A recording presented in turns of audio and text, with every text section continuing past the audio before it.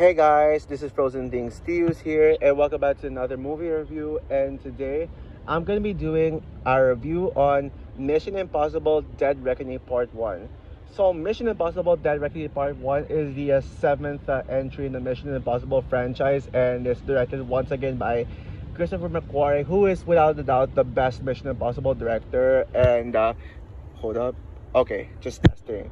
And stars Tom Cruise, Rebecca Ferguson, Simon Pegg, Ving Rhames, and also the return of Henry Czerny, how do you pronounce his name?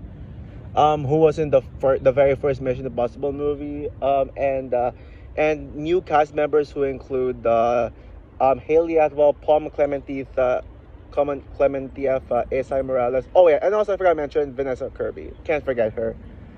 And so, the plot for Mission Impossible, Dead Reckoning Part 1, tells the story of, how do I put into words? It's a little complicated. Basically, the characters are put into, like, their most impossible task yet, where it starts off with a Russian submarine being attacked, by this, AI controlled the torpedo, and they were like carrying the key, and yeah, the dead Russians were carrying this key across this key, that the key that can open, one of the most that can, open something that is very important. That But considering that this is just part one of a two-parter, yeah, they don't really explain. They didn't really get to explain what it is that they opened. I think they said it, but in a way where the audience wouldn't clearly hear. Yeah.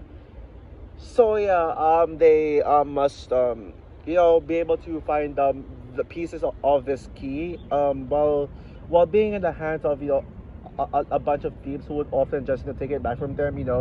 New character Grace, who is a new member of the IMF, but at first she starts up as like this burglar who would just pickpocket the characters who had the piece of the key on them, and they must chase them, um but Ethan, instead of treating Grace as a villain, Ethan chooses to hire Grace into the IMF to be able to trick the villains and all that stuff, so and so they must find all the pieces of the key before it falls into the hands of this AI, which honestly I don't remember the name of the AI, the AI system, but I'll say right now it's very similar. It's pretty much like the Heracles from No Time to Die. If you remember that, then it's kind of the same concept as the Heracles project from No Time to Die, where they are able to scan to scan faces and be able to, and the system like pretty much knows your identity and stuff, and yeah, and they must stop it from falling into the hands of AI. Sorry, let me just drink water first. All right, okay, so yeah, before I get into any details, my thoughts and all that stuff, I just want to let you all know that this is no ordinary review of Dead Reckoning. In fact, this is a vlog style. Now, technically, I'm just sitting down, resting first at a bench, and my phone is pretty much just facing down. I'm just chilling here first. I'm actually about to walk back to my apartment, and I'm in this park. But so yeah, the reason why I am doing it like this and not my usual, thing of just me showing a poster and just talking. The reason why is because I don't have my stuff with me to make iMovie, and I know you're gonna tell me, wait a minute, you can actually make videos, edits of videos through your iPhone. Yeah, I have the iPhone. I thought it was a good idea, but it's just really hard. Yeah, I feel like I actually tested it out with one of my previous videos. Like I put my recording on the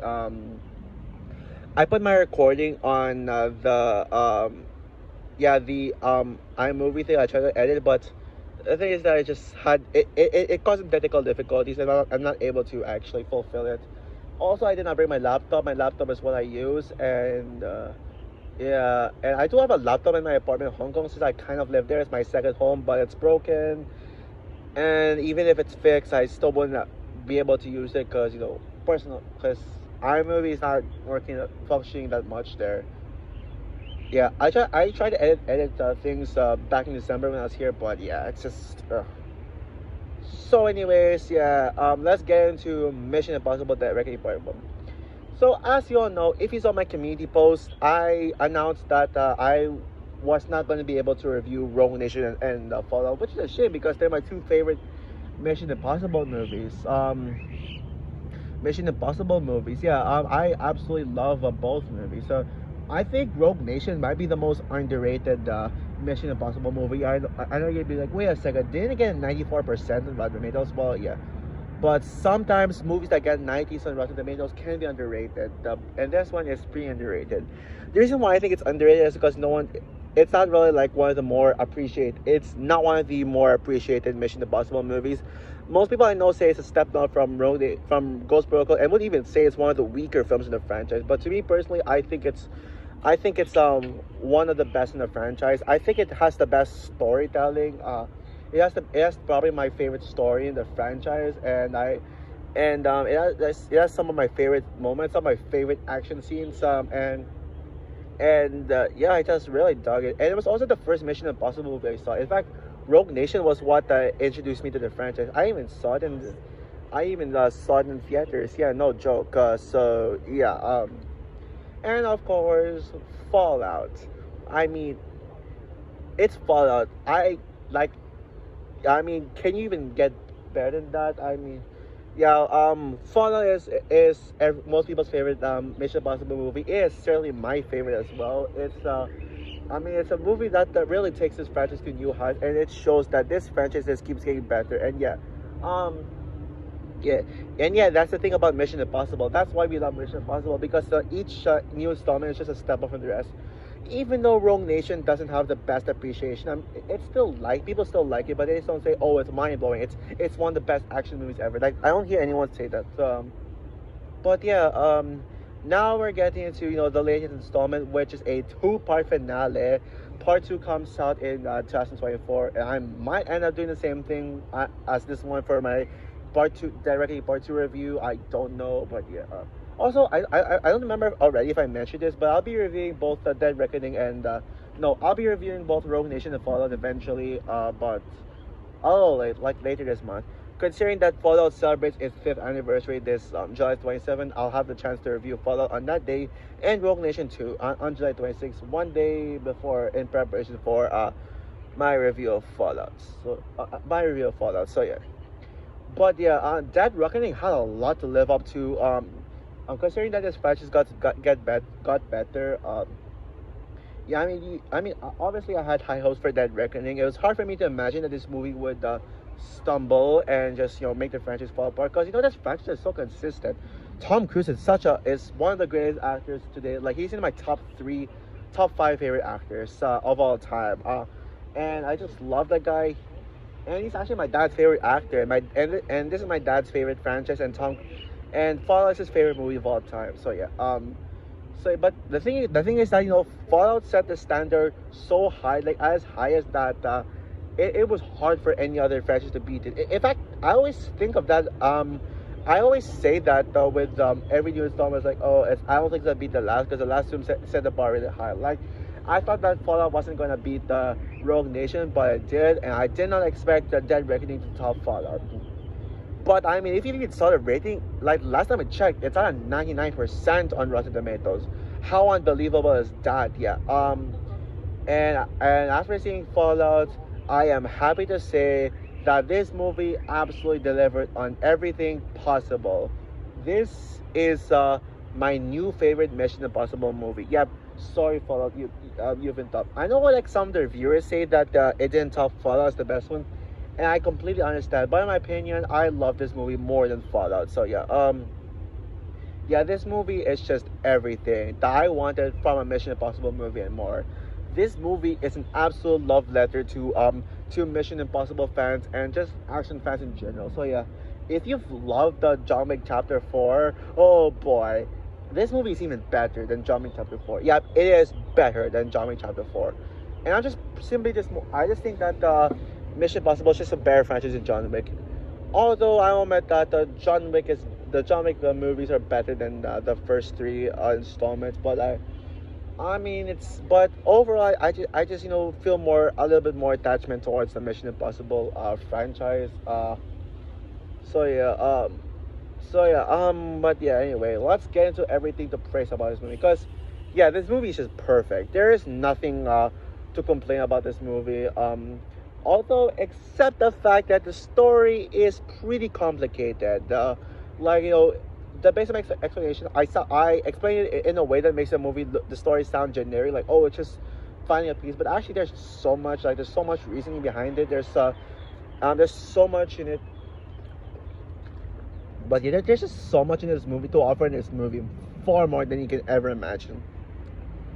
So yeah, let's talk all praise about this movie, and yeah, while I'm doing that, I'm gonna start walking. So yeah, while I explain everything I love about the movie, I'm gonna start walking. So yeah. Anyway. All right, let's start walking. So yeah, I think there may be some people who complain about this movie having exposition, but to be honest, I don't really feel the exposition of this movie. I think maybe exposition, yes, there was exposition, but not everything exposition related is bad, because there's still some really good stuff too. Okay. Oh, here's something. Oh yeah, yeah, in a bit. Yeah, I'll just make way for that guy. But yeah, just some stuff. Yeah, just some people here. You know what? Yeah, let's do this later. So yeah. Anyway, as for my thoughts on the storytelling, yeah. Story usually isn't people's, what people praise the most about this franchise, but I mean, but one of the reasons as to why we stick with Mission Impossible is because like it actually knows when to tell a good story. A lot of action franchises seem to like just put action over story, but Mission Impossible really knows how to combine action and the story to be able to and actually a good story, and actually a complex story that really requires you to pay attention. Like this story is no exception. You really have to pay attention to the story to be able to get it, and might have to watch it a second time for the story to be a little more clear for you. So yeah, great. My feet is cramped, so I'm gonna stay a little longer. So yeah, my feet is cramped. So yeah, and there's some tourists here. So yeah, hopefully there'll be no interference. So yeah. Anyway, where was I? Yeah, the story is very complex, very smart, very thought-provoking, and one of the best written films in the franchise overall. Yeah. So sorry, just make way. I'm not gonna stop. This will be a straightforward recorded video. So yeah. But of course, well, the story isn't really the big highlight. There's like so many others. To me personally, it's the action, the spectacle, and the characters who make this movie what it is. Yeah. This movie does some things that this franchise that you don't see that often in the franchise. It's funny and emotional. Yeah. I mean, usually you just with these films you just sit down and just just look at watch the action scenes and just watch Tom Cruise kick ass, and you guys have a Mission Impossible movie, but you don't really often see comedy or emotion with these movies, and this one just provides them to you. Yeah, the movie is very funny. It's hilarious, and and there's so many great jokes, especially with the Rome car chase scene. Yeah, you're gonna be laughing your butts off at this. Laughing your butts off, and yeah, it is hilarious. And especially with certain jokes. Even my audience was laughing. The guy beside me was like laughing so hard. Like, and by the way, yeah, I was in the back theater in the morning showing. Yeah, that's how much fans that Mission Impossible has, and I can actually imagine this movie making like $1 billion and even being the highest grossing movie of the year. Well, either this or Mario. We'll see about that. But yeah, of course, well, what we all come for this franchise. I mean, the reason why we all come for this movie, these movies are for the action, and I gotta say, this certainly has the best action in the franchise. It's bigger, it's better, it's more bombastic, it's more action packed. It's like non-stop action. Yeah, it's almost just like the John Wick movies. It's non-stop action. In fact, I think this movie has more action than John Wick Chapter 4, which is crazy to say, but it does. Yeah, I wouldn't say it's bad. It has some of the greatest action scenes in movie history. I prefer John Wick Chapter 4's action scenes, but I think this is a better movie overall. Yeah, but the action scenes are amazing. There's so much action, so much extended action scenes, and man, they never stop. Like, there's you're stuck with one action scene, like for like 20 minutes, and you really don't want it to end. And then when it ends, you're like, oh man, did it really need to end? I want more. Like it really leaves you wanting more. Like, okay, awkward. Okay, some awkward echoing in here, so I'm gonna make my voice a little softer. So anyways, yeah, the action scenes are amazing. I'll talk about my favorite action scenes later on, but yeah, there's so many other things. Oh yeah, I forgot. Let's go back to the funny and emotional part. Yeah, this movie is emotional as well. Like, this is literally the first Mission Impossible movie I teared up in. Yeah, I won't spoil anything. This will not have spoilers, so don't worry. But I would just say that that you're not ready for a certain scene in this movie. Yeah, you're not ready for it. This one. Okay, hold up a sec. Yeah. You're not ready for this one certain emotional scene that you will like that you make you go, oh my god. Yeah, you're already gonna be shocked. Yeah, I was shocked to see them do this. I'm really shocked to. Oops, sorry. Just my water bottle on the wall. But yeah. But yeah, you're gonna be really shocked to see this one scene. So yeah, prepare to be emotional by it, cause yeah, I won't spoil anything. I won't even give a hint. So don't worry about spoilers, cause I will not spoil anything. I will keep my mouth shut. But yeah, But anyways, yes, I'll talk about my favorite action scenes later. Now let's talk about the characters. Of course, you got the legend. Yeah. Of course, you got the legendary Tom Cruise, who is just amazing as always. Yeah, Tom Cruise is just the GOAT right now. He's like literally the GOAT of action movies. He knows action. He knows how to do action scenes. He knows exactly how to do, and this one Tom Cruise still delivers. Yeah, he never gets old. Yeah, even though he's like 60, he's like in his 60s now, and he's still got it, man. He's still able to deliver action that is just perfection. Yeah, and he's still a badass. Like, he still kicks ass. That's why we go to see this movie, and that's why people love Tom Cruise, because that's exactly, he knows why people go to the movies. He like, just for entertainment. Although I'm not really like one of those people who's just gonna say, oh, it's better than Disney because Disney does politics. I'm not gonna be like that person. Tom Cruise is just Tom Cruise. Like, you can't go wrong with Tom Cruise. Like, you like, this guy can do no, like, I guarantee you, this guy can do no wrong. Like, it can do no wrong. And also, yes, he's done some bad movies like Mission Impossible 2 and The Mummy, and Jack Reacher 2 was kind of mediocre. But so I want to say, so he's definitely not perfect. So, because he's made some pretty bad movies. So yeah. What else is there to say? Oh yeah, and also, but yeah, Ethan Hunt is still like a great character, and I think Tom Cruise has given his I think Tom Cruise might give his best performance as Ethan. Yeah, Tom Cruise's performance in this movie, yeah, he gives such a very heart-wrenching and emotional performance. And he's got more than just a spy. He's actually like he has a very personal story. With when he says some lines like, your life will matter more than my own. Yeah, that is like such heartwarming. And yeah, there's heart to this movie as well. Like, I know Harry Thomas. I saw his comment in Mr. Stars 11. So you were saying that this franchise puts action before heart, but let me tell you right now, this movie does have heart. Yeah, it is in some scenes, like, with just the subtle, quiet moments right here. And even Rebecca Ferguson's Ilsa Foss, yeah. I mean, she's one of my favorite Mission Impossible characters, and I gotta say, she does not disappoint. And remember when I said I prefer Claire over Elsa, like Claire from the first movie. I actually take that back. Elsa's better than Claire. Maybe I kind of overpraised Claire, but she's still my top 10 favorite Mission Impossible characters.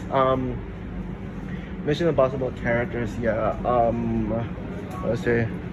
And of course, you still got the awesome IMF Simon Pegg's Benji Dune and Benji Dunn, who is just the Q of the franchise. Yeah, this the Q of this franchise, and Luther, who alongside Tom Cruise has been in this franchise for since the first movie. Like both, yeah. Ving Rhames is like the only supporting character who's always been in this franchise for ever since the first movie. Like he's literally in all the franchises, believe it or not. Yeah. So yeah, okay, just walking. Okay, where was I? Oh yes, I know now.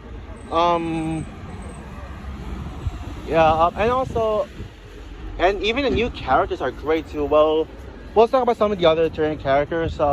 White Widow, yeah, she doesn't really do a lot. Like just showing how White Widow plays a much bigger role than her previous appearance in Fallout, and she's still one of my favorite characters in the franchise.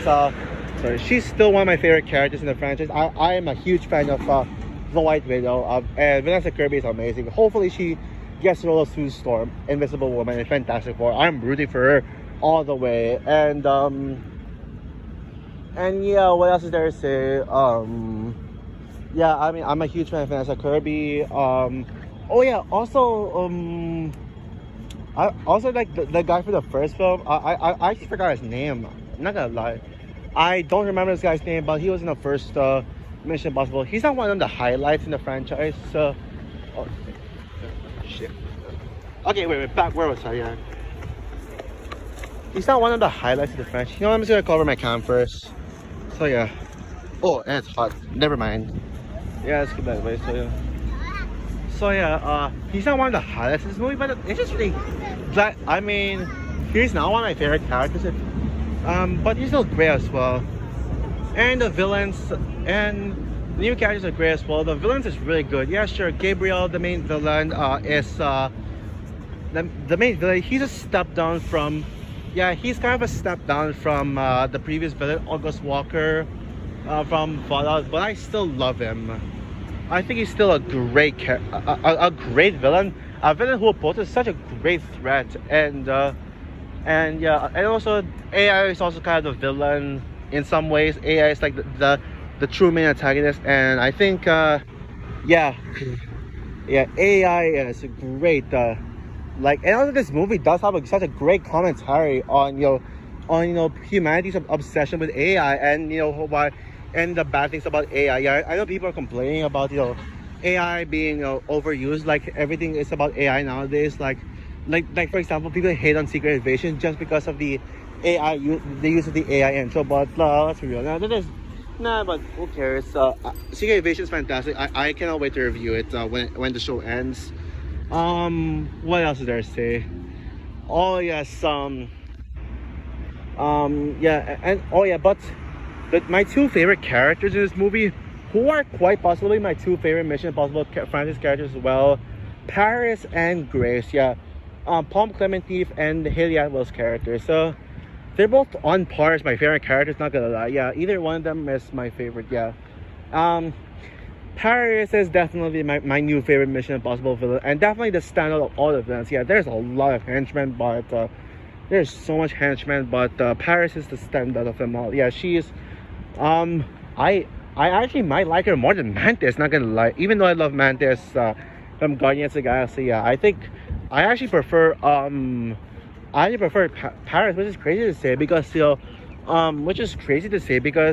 just she doesn't even have that much lines in the movie, but every time she comes in and chases them, she's like a ghost or something like that. She chases them like a ghost, kind of like Gabriel. Gabriel's also kind of a ghost, and AI is like protecting him and stuff. But yeah, I love her. She's such a Paris is a badass. Yeah, she's like, and Palm Clemente having so much fun with her performance. Yeah, I mean, she looks a lot cuter when she's not AI, but when she's not the CGI. No, not AI, I mean CGI. My bad. Wrong term. But yeah, I like her better when she's like that. Yeah, and yeah. But and then of course we got Grace. So I know people say Grace is the best character in the movie, that stand out, and I can totally see why. Yeah. Yeah, this is Hayley Atwell's best performance. Yes, even over Peggy Carter from MCU, and honestly, it's not even close. Yeah. This movie makes me have a crush on and Hayley Atwell even more. Her role, yeah, Grace has so much charm. She makes the franchise though have a lot more charm and a lot more charming, and just yeah, she brings so much charm to the franchise, and she's just a really great character. She also brings heart to it, and I gotta say, both Ethan and Grace give such a really good chemistry together. Yeah, their chemistry with one another is just spectacular, and yeah, especially with the third act when they're trying to like escape the train, and you really see them like there's bonding, and yeah, and you really see the bonding. Yeah, sure, Grace can be like a dick at the start, but I don't care. I mean, I knew she was gonna like be a good guy later on, because you know Hayley Atwell was like pretty much a new IMF team member, but she's like way more than that. Yeah, a lot more of a great, well-written character than you think. And of course, and yeah, of course, we gotta talk about the action scenes and everything else before I wrap this up. So yeah, the action in this movie is absolutely spectacular. You know, like so much just great action scenes. So whether it's like there's just so much really good action scenes. Like the Rome car chase scene, which is just stuff with all the humor in it. Yeah, it's just hilarious. Like, and it's such a blast. I did not want the scene to end. What's the other action scene? Oh yeah, also the Met Gala action scene. The Met Gala, and of course the final battle, which is the train. Which yeah, the scene with Tom Cruise jumping on the Tom Cruise just straight up jumping from on the mountain, like with the bike. You see that? Yeah, that was the the famous stunt that they pulled. That was the big stunt. It's not the best big stunt in the franchise. I still prefer the Burj Khalifa scene over that when it comes to Tom Cruise's big stunt that he would do, like big stunt that will just get people talking about it. Not as good as the Burj Khalifa, but still an epic one. And I was like, whoa. But to me, I think there were better scenes than that. Yeah, the train scene is amazing. Yeah, great final battle that really put me on the edge of my seat. But to me personally, oh yeah, and also I forgot to mention the desert fight scene. Yeah, the desert fight scene. Yeah, that scene made me love Elsa as a character than I initially gave her credit for. And of course, but my personal favorite action scene in the film would have to be in the middle with Ethan versus Paris in like the alley fight. Wow, the alley fight is so good, man. It's almost like it's kind of like the bathroom fight in Fallout, but bigger than that. Yeah, you see Tom Cruise but Ethan just trapped it. Ethan just trapped inside Ethan is trapped inside the thing, the alley, and then we see like Paris and another henchman like with her fighting Tom Cruise and like Ethan and both sides, and Ethan must find a way to get out the escape without getting killed and facing them off. Yeah, that scene was badass, and you really get worried about Tom Cruise. You really want him to survive. You really want him to survive and get out of the situation. So yeah, and we see some really cool shots with you really see some cool shots within both Ethan and Paris fighting, and even like the camera. Yeah, this is some of the most gorgeous cinematography, I should add as well. Like the camera, like how using the point of views of both Ethan and Paris, like switching. Yeah, like amazing shots, by the way. Some mind-blowing shots there. Yeah, that's my personal favorite scene in the movie. And yes, and considering that this is a part one, yes, the movie just does end. I mean, it doesn't really just end the cliffhanger like with Across the Spider-Verse does. Basically what happens in the end is that basically they just tell Ethan basically, I'm not gonna spoil anything that happens in the end, but I would just say it just sets up for an epic part two. Basically, they just tell Ethan Hunt, here's your next mission. Like, basically part one is basically just a setup and like, to find the pieces of the key, but part two is gonna be the epic. Yeah, like now they're gonna be able to search for the key, like what the key will open. So yeah, I can't wait for part two, man. Yeah, part two is gonna be epic, and yeah, I am more anticipated for part two now than ever. Yeah. Yeah, now I'm even more hyped for part two than I already was before. Yeah. So yeah. So overall, Mission Impossible Dead Reckoning Part One is my favorite Mission Impossible movie. It might not be everyone's favorite Mission Impossible movie. I don't think it'll be unanimously agreed upon to be the best one. Since I can see some people still saying that they still prefer Fallout over this, but to me personally, Dead Reckoning is everything I wanted from a Mission Impossible movie. It's bigger, it's more bombastic with action scenes, and it's even got some things I wasn't expecting, like heart, humor, and just gave me like so much feels than just excitement. Tom Cruise is still up at his game, and Grace is the best ally, and Paris is the best villain. I can't even decide who's better. I'm still at the debate on who's better. I'll